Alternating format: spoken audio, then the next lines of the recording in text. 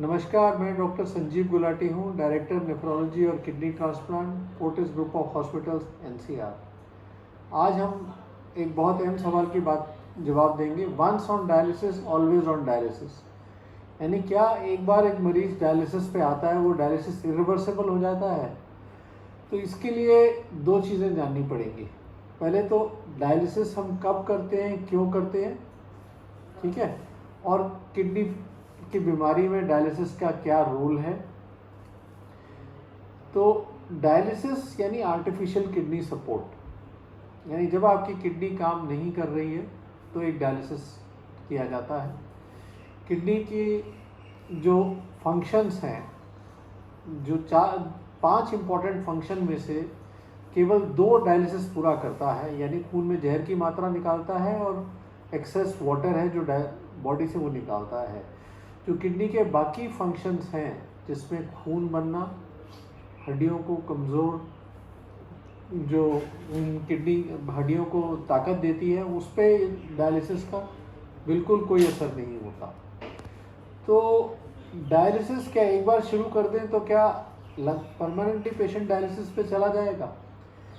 ये पूरी तरह से बात सही नहीं है, क्योंकि हर मशीन के पीछे एक इंसान होता है और एक मशीन को इंसान ही कंट्रोल करता है। ये तो ऐसे ही एक मानना है कि अगर आप कार में बैठ जाएं तो आपकी कार चलती ही जाएगी, या कार आप क्या रोक नहीं पाएंगे, क्योंकि कार का कंट्रोल तो आप ही के हाथ में है, ब्रेक्स तो आप ही के हाथ में है। इसी तरह डायलिसिस का कंट्रोल आपके नेफ्रोलॉजिस्ट के हाथ में है। वो डिसाइड करता है कि कब और कितना डायलिसिस आपको ज़रूरत है, और डायलिसिस की भी प्रिस्क्रिप्शन होती है कि कितना पानी निकालने की ज़रूरत है, कितने घंटे का डायलिसिस ज़रूरत है। तो फिर क्या एक बार आप डायलिसिस पे आ गए तो परमानेंट डायलिसिस पे रहेंगे? ये डिपेंड करता है कि आपकी किडनी की बीमारी किस प्रकार की है।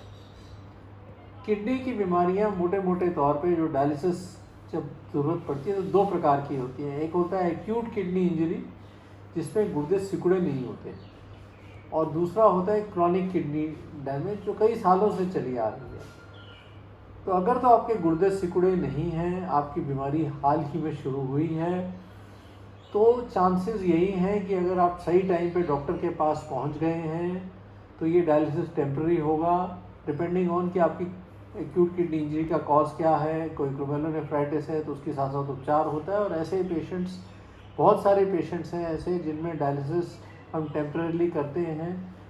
कुछ हफ्ते से लेके कुछ कई बार 1-2 महीने तक करते हैं, तब तक हम दवाइयाँ देते हैं, दवाइयाँ असर करती हैं और वो रिकवरी हो जाती है। ऐसे पेशेंट आपको जो रिकवर हो जाते हैं वो हॉस्पिटल में मिलेंगे नहीं।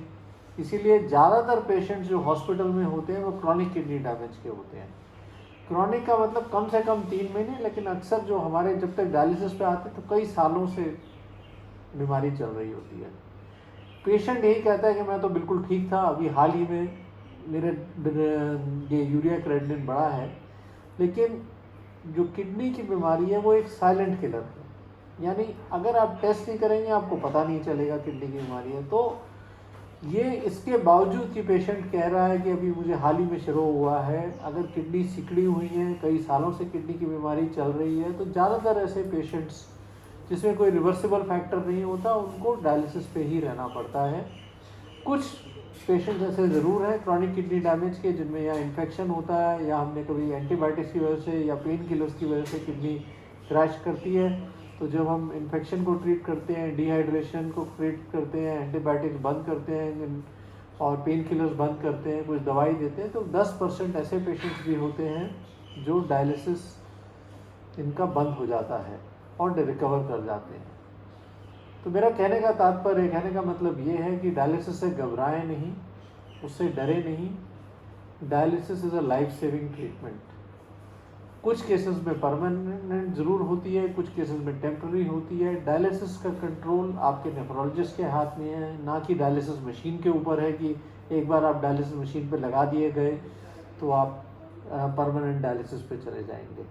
ज़्यादातर पेशेंट्स डायलिसिस, जैसे ही डायलिसिस उनको बोला जाता है वो तुरंत अस्पताल से भागते हैं, दूसरे हॉस्पिटल में जाते हैं, वहाँ भी उनको बोला जाता है, वो तीसरी जगह जाते हैं, यूजुअली क्वैक्स के पास जाते हैं, जो वो वही उनको बोलेंगे जो वो सुनना चाहते हैं कि बिना डायलिसिस के हम ट्रीटमेंट कर देंगे। लेकिन ये सरासर गलत है। क्रॉनिक किडनी डिजीज़, जब किडनी फंक्शन 15% से कम है, जब किडनी सिकुड़ गई है, उसका कोई इलाज नहीं है। और अगर हम आपको डायलिसिस के लिए बता रहे हैं तो ज़रूर डायलिसिस करा लें, अपने नेफ्रोलॉजिस्ट को टाइम दें, चांस दें, क्वैक्स के पास मत जाइए। संडे को अगर टीवी पे देखें, मैं खुद कई एडवर्टाइजमेंट्स क्वैक्स की देखता हूँ। ये अनक्वालिफाइड लोग हैं, ये गलत आपको ट्रीटमेंट बता रहे हैं या आपको खुश करना चाहते हैं, बहुत ही तो आपको जो बात सुनने में अच्छी लगती है आपको वही बताते हैं। लेकिन किसी भी, चाहे हम एलोपैथी में ले लें, चाहे होम्योपैथिक, आयुर्वेद, ऑल्टरनेटिव मेडिसिन में भी चले जाएं, एक बार किडनी श्रिंक कर गई है, किडनी फंक्शन 15% है, तो किसी में ऐसी ट्रीटमेंट नहीं आई कि किडनीज को रिवाइव कर सकें। ऐसे में डायलिसिस या ट्रांसप्लांट, ये दो ही उपचार हैं।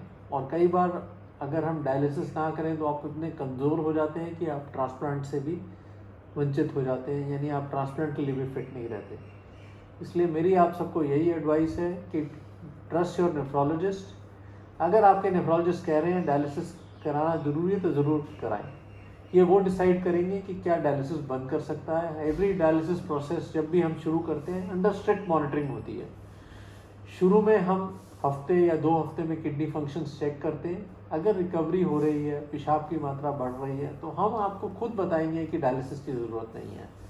और सारे डायलिसिस पेशेंट्स के महीने में एक बार तो ज़रूर टेस्ट होते हैं। और कुछ पेशेंट, जैसे मैंने बताया, क्रॉनिक किडनी डिजीज़ के 10% ऐसे भी निकल आते हैं जिनमें रिकवरी होती है। और अगर आप रिपोर्ट्स अच्छी देख रहे हैं तो हम खुद ब खुद आपका नेफ्रोलॉजिस्ट आपकी कंसल्टेशन के साथ, आपके मशवरे के साथ डायलिसिस बंद करेगा। तो ये कहना कि once on dialysis always on dialysis is not true. Dialysis से डरिए नहीं, डायलिसिस से दोस्ती कीजिए। It is a life saving treatment. Thank you.